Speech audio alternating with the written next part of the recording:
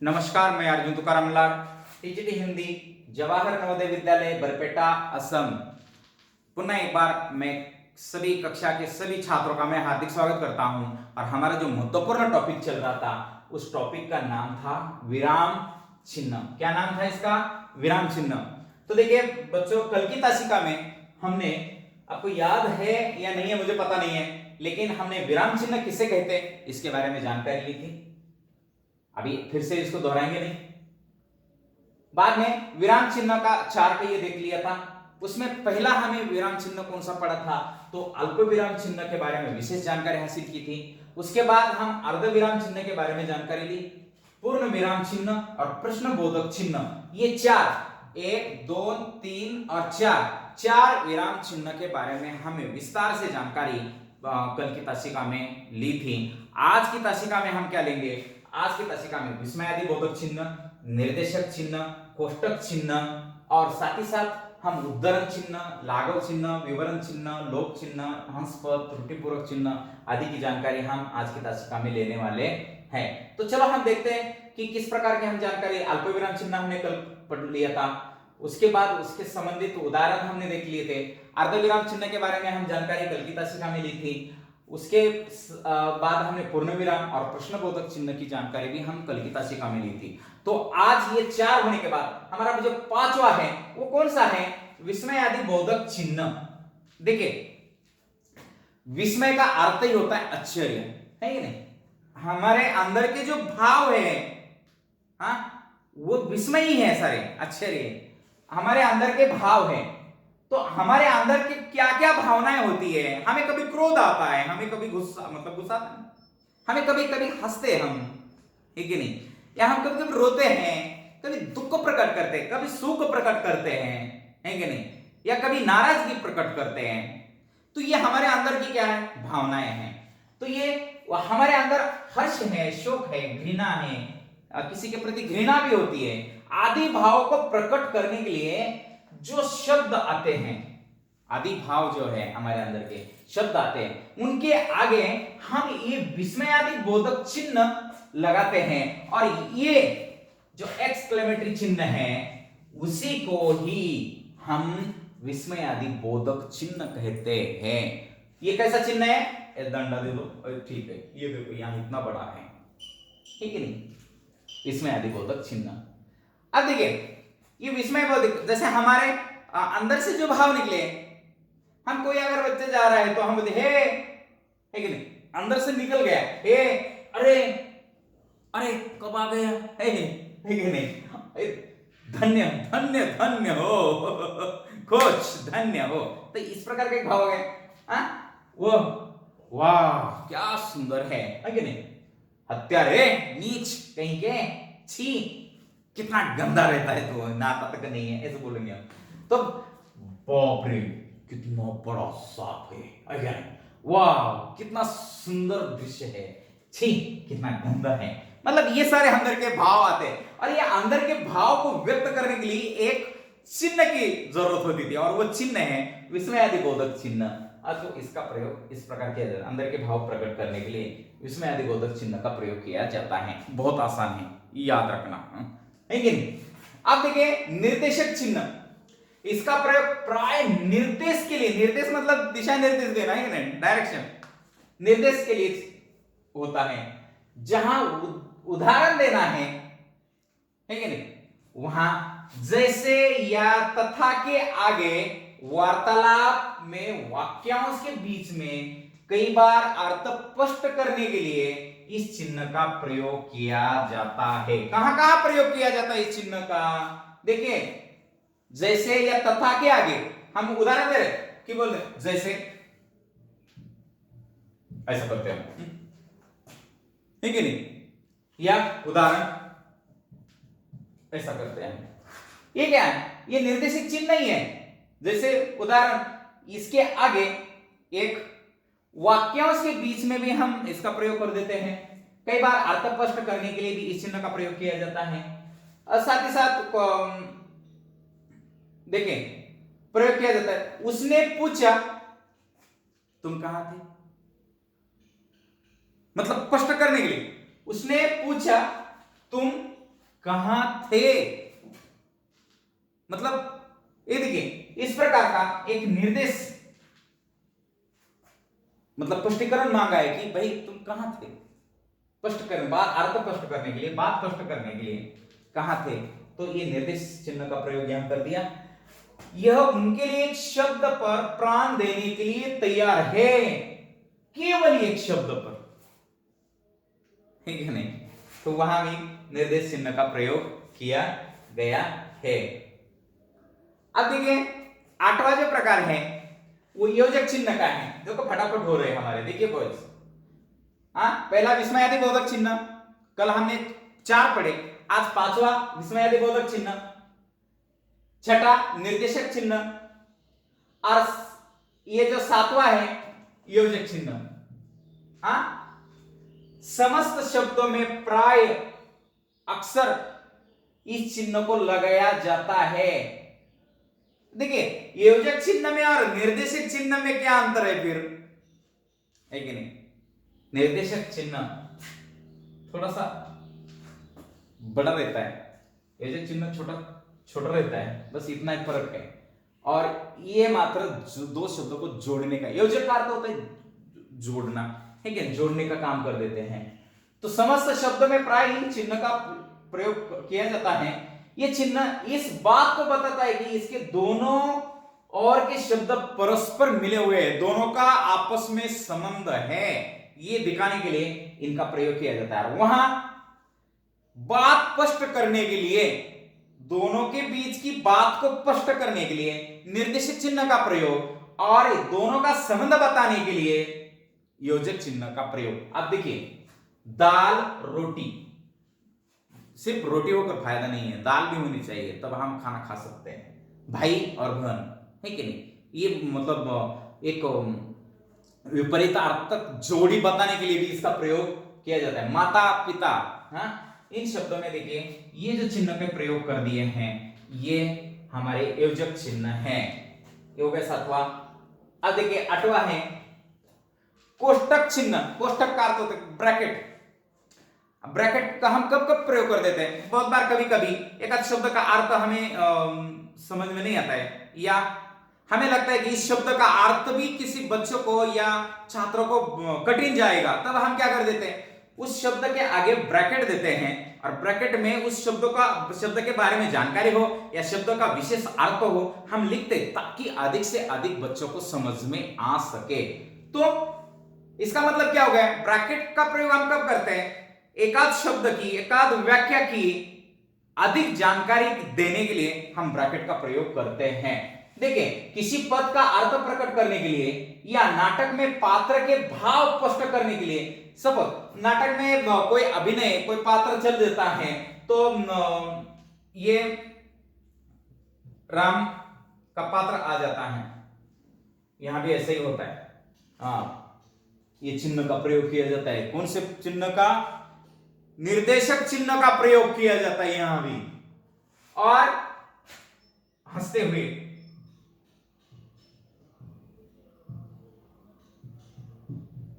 ऐसा करके उनका डायलॉग लिखा जाता है, ठीक है, उनका जो भी पात्र है लिखा जाता है। तो भाई इनके भाव, मतलब फिर आप ये बोलते समय इन्होंने दुख व्यक्त करना है क्या, निर्देश दिया है आपको यहां, मतलब कि कैसा डायलॉग बोलना है, ये तो हंसते हुए बोलना है कि नहीं। तो ये इस चिन्ह का प्रयोग इस प्रकार होता है। करने के लिए कोष्टक चिन्ह का प्रयोग किया जाता है, जैसे ये मैंने ब्रैकेट में लिख दिया, ये कोष्टक चिन्ह का प्रयोग किया जाता है। निरंतर, अब निरंतर शब्द का अर्थ क्या होता है, लगातार। देखिए निरंतर शब्द का अर्थ विशेष रूप से मुझे स्पष्ट करना है, तब हम क्या कर देते हैं कि कोष्टक चिन्ह का प्रयोग कर देते हैं। अध्ययन से विद्यार्थी व्याकरण को नहीं भूलता है। देखिए अध्ययन से विद्यार्थी व्याकरण को नहीं भूलता है। किस अध्ययन से, निरंतर अध्ययन से विद्यार्थी व्याकरण को नहीं भूलता है। नाटक में चित्रकार, अब देखिए क्लास 8 में नाटक में चित्रकार डैश हाथ दिखाते हुए, मतलब हाथ दिखाना पड़ेगा, चलो मैं भी चलता हूं, चलो चलो मैं भी चलता हूं, ऐसा करना पड़ेगा उसको, हाथ दिखाते हुए। तो ये भाव प्रकट करने के लिए कोष्टक चिन्ह का प्रयोग किया जाता है। अब देखिए हमारा जो अगला है उद्धरण चिन्ह, इसको एक अवतरण चिन्ह भी कहा जाता है। अवतरण चिन्ह दो प्रकार के होते हैं बच्चों, विशेष ध्यान दीजिए, क्योंकि अवतरण चिन्ह के ऊपर बहुत सारे क्वेश्चन आते हैं। तो अवतरण चिन्ह दो प्रकार के होते हैं, एक है इकहरा अवतरण चिन्ह और दूसरा है दोहरा अवतरण चिन्ह। इकहरा का मतलब ये एक ही है ना, है कि नहीं, और यहां दो है ना, है ना, दो दो आ गए तो दोहरा, एक आ गया तो इकहरा, है कि नहीं। तो दूसरे के द्वारा कहे गए, सॉरी,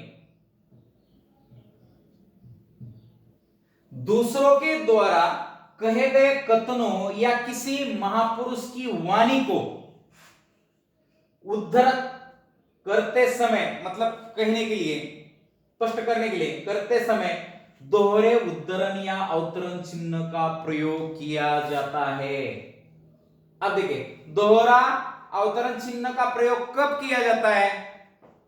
तो दूसरे के द्वारा, कोई भी व्यक्ति के द्वारा, दूसरे के द्वारा कहे गए कथनों, कोई कथन है, कोई सुक्ति है, उक्ति है, जो भी है, कोई मान वाक्य है, उनका सुविचार है, किसी महापुरुष की वाणी को, है कि नहीं। जैसे हमारे महापुरुष महात्मा गांधी जी, हमारे बापू जी, उन्होंने कहा करो या मरो, ये देखिए, उनकी वाणी को जैसे कि वैसे लिखना है। उन्होंने जो कहा वो जैसे कि वैसे लिखना है, उसमें कोई फेरफार करना नहीं है।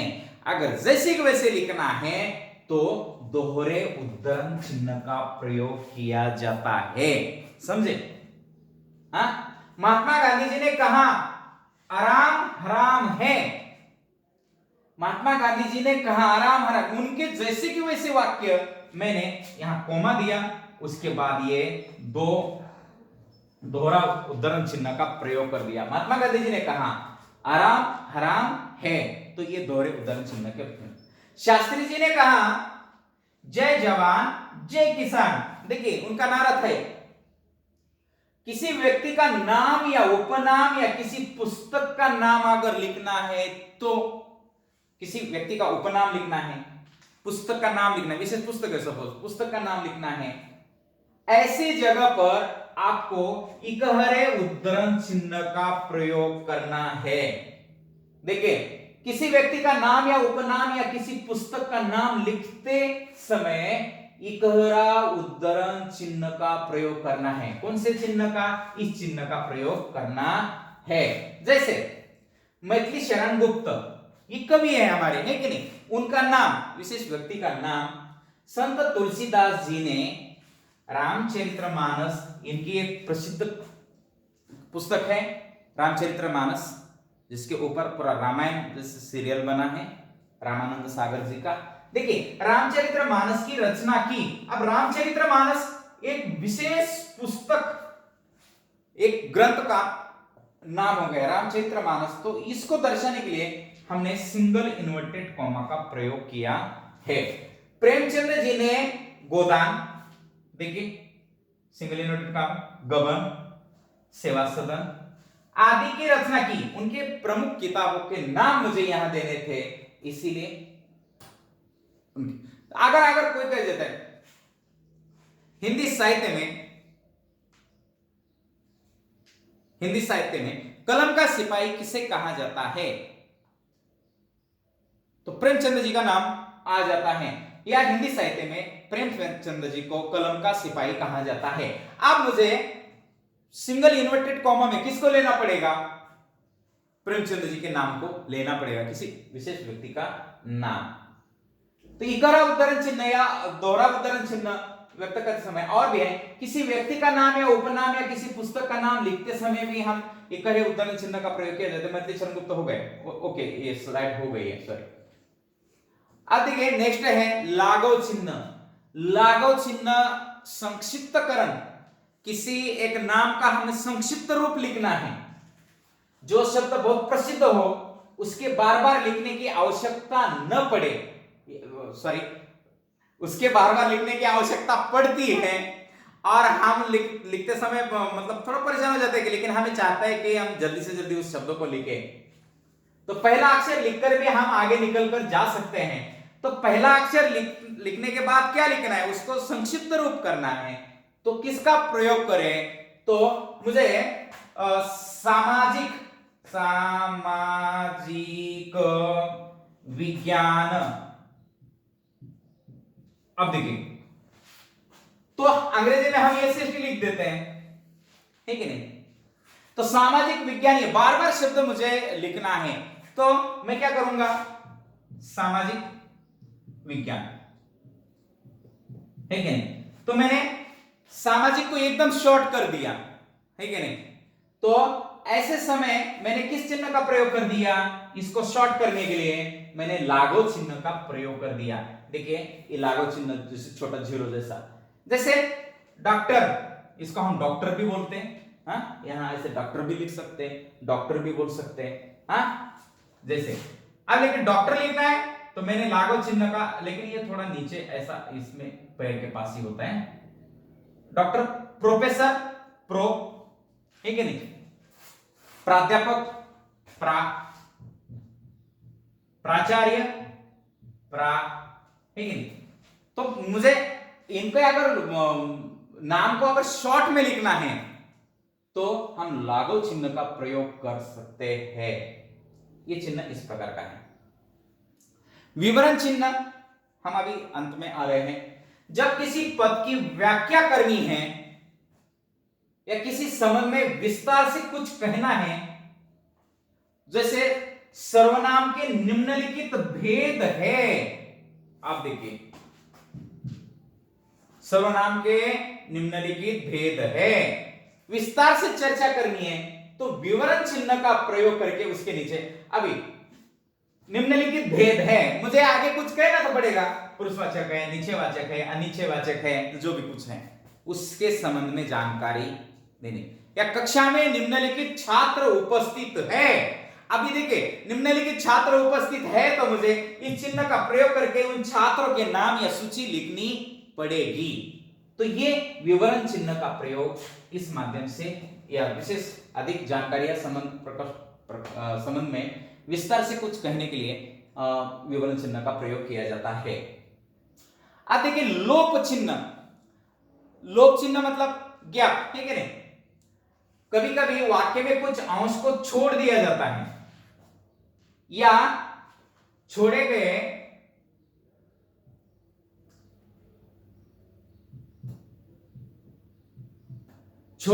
स्थान पर, देखिए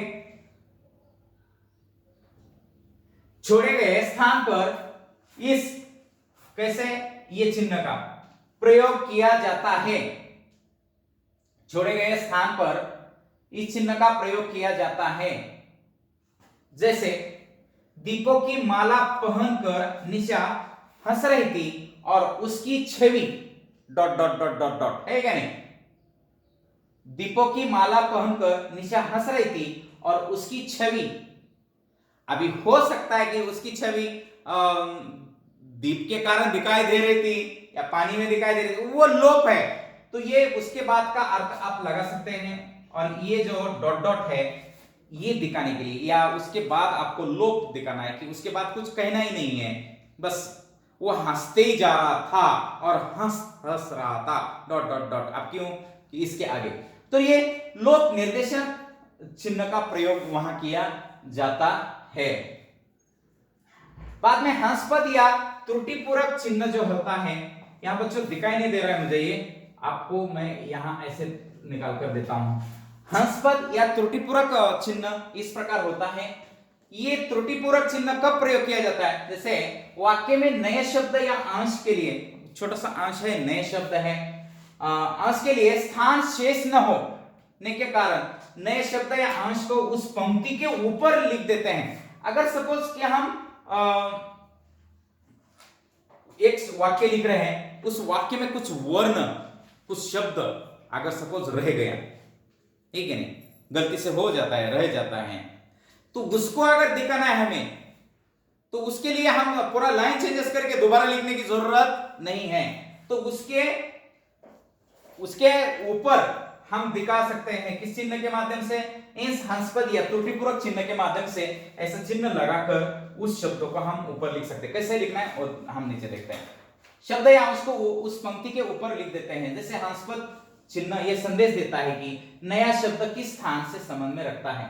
जैसे संज्ञा जब वाक्य में आता है तो संज्ञा पद कहलाता है। अब देखिए यहां संज्ञा होने के बाद मुझे शब्द ये लिखना था, लेकिन यहां गलती हो गई कि मैं उसको संज्ञा शब्द लिखा ही नहीं है। लेकिन बाद में पता चला मुझे कि अरे यार यहां तो मुझे संज्ञा शब्द लिखना है। तो अब ये हंसपद या त्रुटिपूर्वक चिन्ह का प्रयोग करके हम संज्ञा शब्द अब आ गया। संज्ञा शब्द वाक्य में आता है तो देखिए संज्ञा पद कहलाता है। इस प्रकार हम त्रुटिपूर्वक चिन्ह का प्रयोग करके हमारी गलती को हम सुधार सकते हैं। देखिए बॉयज, आज कौन कौन से हम विराम चिन्ह पढ़े उसके बारे में फिर से हम रिवीजन लेते हैं एक बार। एक है हंसपद त्रुटिपूर्वक चिन्ह, दूसरा है लोक निर्देशक चिन्ह, और तीसरा है विवरण चिन्ह, चौथा हमने पढ़ा है कि लागू चिन्ह, पांचवा पढ़ा हमने इकहरा उद्धरण चिन्ह। इसमें बहुत सारे उदाहरण आते हैं। परीक्षा में इस संबंध से एक उदाहरण आता ही है, इकहरा उद्धरण चिन्ह या दोहरा उद्धरण चिन्ह। लगभग दोहरे उद्धरण चिन्ह का एक आध उदाहरण आता ही है, बस याद रखना है इसको। और बाद में पढ़ा दोहरा उद्धरण चिन्ह ये होता है। उसके बाद हमने कोष्टक चिन्ह भी पढ़ लिया। उसके बाद हमने योजक चिन्ह पढ़ा, निर्देशक चिन्ह भी इसी तासिका में पढ़ा, और विस्मय आदि बोधक चिन्ह को भी हमने आज की तासिका में लिया। तो इस प्रकार यहाँ विराम चिन्ह पूर्ण होते हैं बच्चों, और इस विराम चिन्ह से संबंधित जो भी गृह कार्य हैं वो गृह कार्य करें, ज्यादा से ज्यादा प्रैक्टिस करें, क्योंकि गृह कार्य से अधिक प्रैक्टिस बहुत महत्वपूर्ण होती है। प्रैक्टिस करोगे तो आपको एक बहुत काम दे देगा। देखिए निम्नलिखित वाक्य में उचित विराम चिन्ह का प्रयोग कीजिए। पिताजी बोले कल से मैं चाय नहीं पिया करूंगा। अभी आपको पता ही है, चलो इसमें पूर्ण विराम नहीं है तो आप पूर्ण विराम दे सकते हैं। अरे तुम यहां कैसे आए, है कि नहीं, यहां आप ये दे सकते हैं। उसके बाद यश सोहम, कॉमा दीजिए, सोहम और आकाश, यश सोहम आकाश और ऋषि खेल रहे हैं। तो यहां ये वाक्य पूरा हो जाता है। कभी कभी वाक्य पहचानने के लिए भी दिया जाता है। उसके बाद विराम चिन्ह का महत्व, एक प्रकल्प कार्य और विराम चिन्ह का चार्ट आप तैयार कर सकते हैं घर में। उसके बाद आपको मैं थैंक यू दे सकता हूं, है कि नहीं। बहुत बहुत धन्यवाद, आपने ये पाठ पढ़ा, आपने देखा, समझा, और अधिक जानकारी के लिए जरूर मुझे फोन करते रहिए। ये विराम चिन्ह बहुत महत्वपूर्ण है। किसी भी क्लास में जाओ, विराम चिन्ह का ये पाठ है, चाहे अंग्रेजी हो, चाहे हिंदी हो, चाहे असमीज हो, चाहे मराठी हो, सभी भाषाओं में विराम चिन्ह का अधिक महत्व है, जिसके कारण हम भाषा को कंट्रोल में कर सकते हैं। इसलिए विराम चिन्ह पढ़ना बहुत आवश्यक है। तब तक के लिए मैं आपको यहां से विदाई देता हूं। बहुत बहुत धन्यवाद।